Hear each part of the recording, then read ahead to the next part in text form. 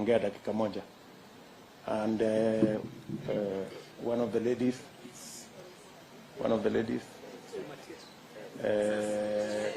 Seth, is it Seth? Seth come, and Murkomen come, and this one, Anthony Kimani Ishungwa, kuja hapa. Kuja. Simama. I want these young people to say something. Thank you very much, Your Excellency. I want to congratulate my senior, Mheshimiwa Rigathi Gachagua, for your appointment as our running mate in Kenya Kwanza. We have come from very far with Mheshimiwa Rigathi Gachagua. We are good buddies, and I'm really grateful and happy this afternoon for your appointment to be our deputy captain. Lakini before I go on, Mheshimiwa the fifth president, Kate, Mheshimiwa the fifth president, wakati umesema watu wa Bureau 45 wasimame, nataka ufanye audit kidogo kwa sababu iko maneno imefanyika.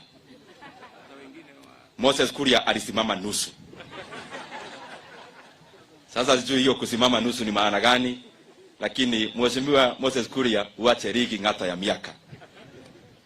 Mheshimiwa Deputy President, I want to tell the many people who are watching that this process of coming up with a running mate was one of the most consultative processes that I've ever been engaged in. We were all engaged, and especially the leaders from the Mount Kenya region and the generality of the leaders of Kenya. And the choice that we have before us today is not purely the choice of His Excellency the Deputy President. It is the collective choice of the leadership and the population of the people of Mount Kenya region. I also want to congratulate His Excellency the Deputy President, because you have shown, and especially the region we come from, that you keep our word, that you keep your word. There are celebrations all across our region because you had insinuated to our region that your deputy will be drawn from among one of us. And therefore, we congratulate you for keeping your word, and especially for involving all of us in that process of coming up with a running mate. As I stand here this afternoon, and I thank you very much, Mheshimiwa Deputy President, even for your recognition, I want to say that I am a very, very proud member and a leader of Kenya Kwanza. And I hope the young leaders of Kenya can clearly see that where you have space for youthful and young leaders is in Kenya Kwanza. That where we have opportunities for hustlers who were actually nominated for various tickets across the country from MCAs to MPs, it is in Kenya Kwanza. Kenya Kwanza has the highest number of women running for various positions in our country. And therefore, Mr. Deputy President and the fifth president, thank you for your mentorship and being hands-on in shaping our future as a country.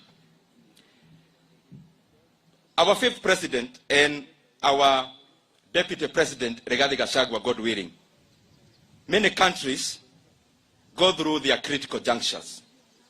And I think our country, Kenya, is in a very ripe critical juncture.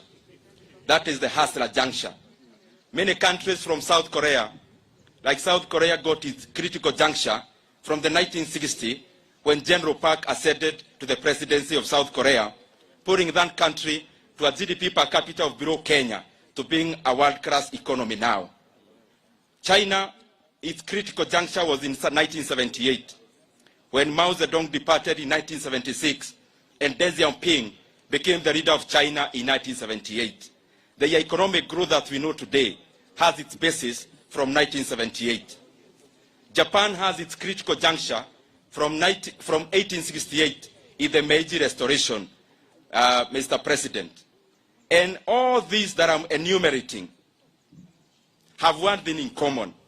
But for these economies to grow, for these economies to thrive, there was the liberalization of the economy, democratization of enterprise.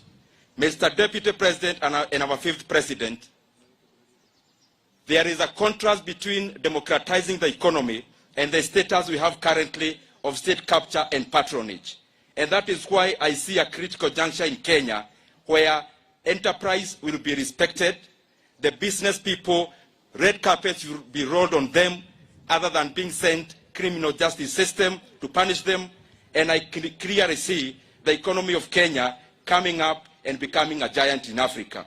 Lastly, we can only form government when we have the requisite numbers.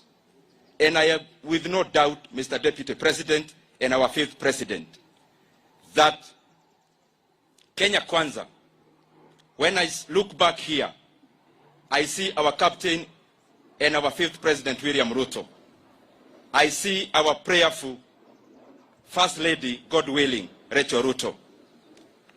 I see the bold, the firm, the forthright, the intelligent running mate, Rigathi Gachagua. And our second lady, God willing, Pastor Dr. Dorcas. When I see other leaders from across the regions of Kenya, from across the many political parties of Kenya, I am with no doubt that Kenya Kwanza will emerge victorious by over 70% and above in the 9th of August.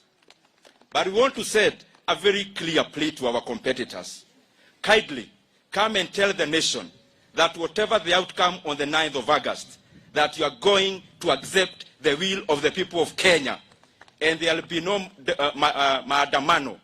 There will be no throwing of stones. There will be no kungoa reri. You will go home respectively and allow the will of the people of Kenya to take its course.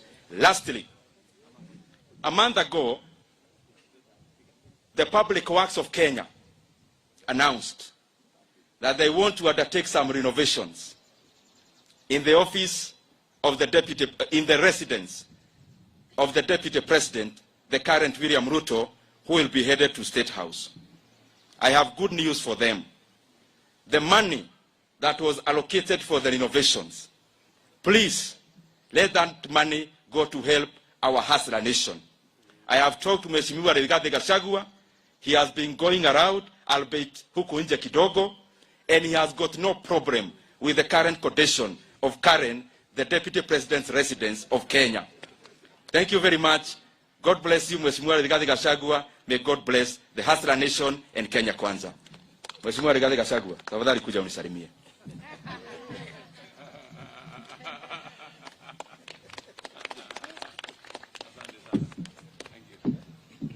Thank you very much, Your Excellency, the Deputy President and the incoming President of the Republic of Kenya, Madam Rachel Ruto, our Deputy